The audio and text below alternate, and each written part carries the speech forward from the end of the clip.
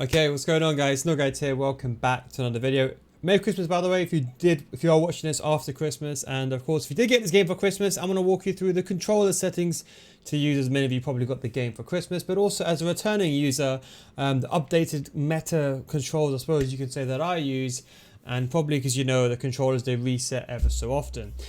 So generally speaking, for every online game that you do play, you want to have the master switch on. Don't forget, in Foot Champs and Rivals and Ultimate Team, these are going to be on by default. When it goes to the through pass assistance, I leave this on semi. Again, there is no assisted. Generally speaking, you have to aim where the ball goes as a general rule of thumb. So you press the triangle button to aim with your left analog stick where the ball goes. The FIFA trainer, I would say leave this on off unless you're new to the game. You can use this in kickoff. That's about it. But otherwise, leave it on off.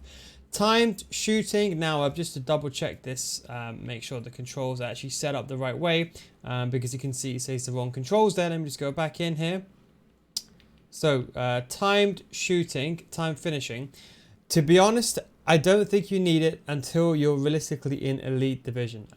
I would say to leave it on for, if you can do it, I would say leave it on. Don't forget to type, if you can't spam the circle button, you have to press it once, then press it again to get a green time shot. I think it's important though, because I would say this FIFA finishing is very 50-50. You could have a clear 1v1 and miss, especially if your goalkeeper comes out. So I would say leave it on, but I don't think it's as important as previous years. Next switch indicator, I've already explained this. They have a feature now where they only have it in single player. Just leave it on. That way, when you press the L1 button, you know the next place. Let's say your opponent has the ball. If you have this next play indicator on, you know the next person to switch to. Because when you're defending, a lot of the time you can't always right stick switch. You might be in a panic situation. So if you have this on, basically, let's say a player here and player here. If you want to switch to, for example, this player, you'll have like a burgundy icon above it. You press the L1 button and you know who you're going to switch to. That guaranteed player. Pass blocks, leave this on. Auto switching on air balls and loose balls, very, very important. Do not put this on automatic. You might think it will help you. It's actually going to be counterproductive because the game will switch for you at random moments. Leave it on air balls and loose balls. That way the game switches for you only when the ball is 6 feet or higher in the air. Otherwise, you're on your own. It's the best way to use your CDMs and run back and defend. Move assistance. Now, if you're new to the game, I'd recommend high. But I would say after a week or so, you should be using low. I would say 99% of players should be using low, but I would recommend none. But don't go from high to none because it's too much of an extreme. So if you're new to the game, if you got this game, let's say yesterday, put it on high, then after a week, put it to low. If you're on low already, you may want to move to none eventually. It might take you a couple of months to get used to it because you really are on your own. This, when the game switches for you, you don't have that movement assistance. So this is perfect for when you're defending and you want to go to the right places before the game kind of assumes where you want to go. Don't forget, if you're the more common way that it's used, if you're running one direction, the game switches for you, it will keep running you in that direction for a small period of time because people will then need time to realign or orient their left analog stick. Clear assistance, I leave it on classic, my personal take. Player lock, I leave it on. There's no reason to turn it off unless you press the L3 and R3 button in unintentionally. Icon switching, leave this on off. It's no point. It's too slow. It takes too long.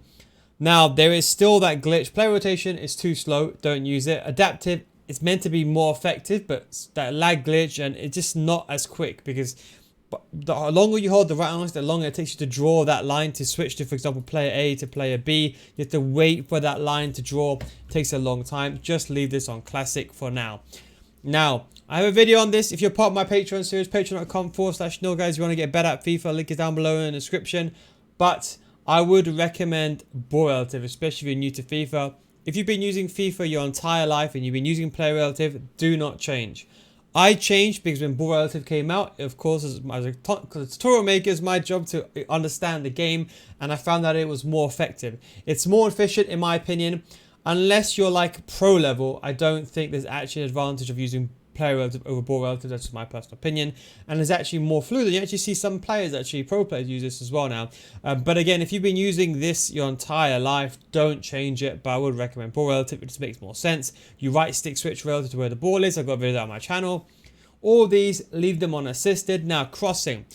Crossing, you can leave it on assisted, which I'd recommend. If you like to cross the ball manually, you can. You leave it on semi. And what semi means is when you're down the wing, the more power you apply. So, for example, if you do like a long square or you do like a middle square, that's going to take you to 50. Let's say like here, that's near post. So like if you just tap it like this, it's going to take you near post. You hold it a bit longer, it's going to take you to the middle. And if you hold it for a very long time, it's going to go to the far post. So semi just basically allows you to control how far the ball goes. If you don't cross, leave it on assisted.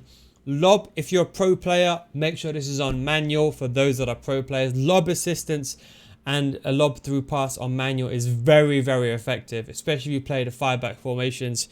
This for I'm talking about proper pro players only. Otherwise, for both of these, I would leave lob pass on assisted and lob through pass on semi. Analog sprint. Think of this like an accelerator in the car. So the longer you hold it, the faster you would run. I would leave this one off. That way you're always running at 100% the full speed all the time. You can always adjust the speed with your left analog stick or letting go of the R2 button. I would only use this again if you're like pro, like proper pro level. Even then, I don't even think pros use this. Realistically, there's no point because sometimes you indirectly don't press the R2 button all the way in. Pass receiver lock, I'll leave this on late. User vibration, feedback, and trigger effect, I have this all on off. If you don't leave this on off, this R2 button, sometimes when you're running out of stamina, is going to become much harder to press. This is on PS5 only, by the way. And the way you fix that is basically you go over to home, and I think it's behind my camera, but I think it's settings. Then you go to accessories. And I believe it's like this. So you can see I'm going to move my camera for a second so you can see this. Sometimes it doesn't work in the settings. So I've turned vibration intensity off and trigger intensity off. The main thing is a trigger intensity. And what this basically means is when you go into a game, when you're low on stamina, sometimes the game might stiffen up the R2 button. You don't want that. You want it to be easy to press. It kind of gives you a more realistic feel. It's no point doing it. It's going to probably affect your gameplay more than anything. That is that. In terms of controls, you can leave them default. The only thing I would recommend changing is, in my personal opinion, for anyone that's watching, on your defensive, just a general rule of thumb, so this is classic. On your defensive, I would swap. So you can see here, this is the attack, this is defend. I would make the tackle button X. That's just my personal take. And I would make teammate contain. Now, that's something I wanted to mention. The tackle button being on X actually gives you a bit of, so let me just explain this first actually before I kind of go into it. I use a tackle button on X. It just makes it a bit more easier because sometimes when you're next to the ball and you press the X button, if you can win the ball without actually tackling it, the game will pass instead of tackling. So you have that extra benefit of doing it. You know, maybe it's best I don't recommend this. I would say the only thing to change, should I say so, is just replace teammate contain with the R1 button, because the R1 button contain is the most useless button and it should never be used. As soon as you get the game, never use this button. It's an old school button, it doesn't work and it's useless. You always want to be using the run and jockey the entire time. But teammate contain, sometimes it's hard for you to press the run button and the R1 at the same time.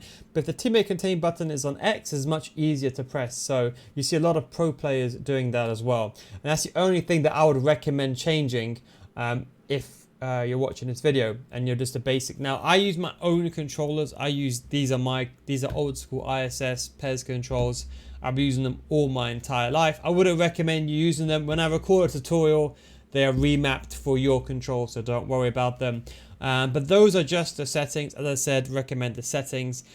Just feel free to, I'm just going to skim through this. If you want to come back, let's say, for example, and your settings have reset, just skim through this section of the video and you can see it. And sometimes I know the settings, they do reset themselves. It is very frustrating. Just make sure you're inside the game and you can just double check them.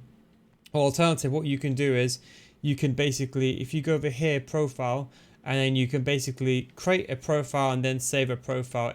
Apparently that does help.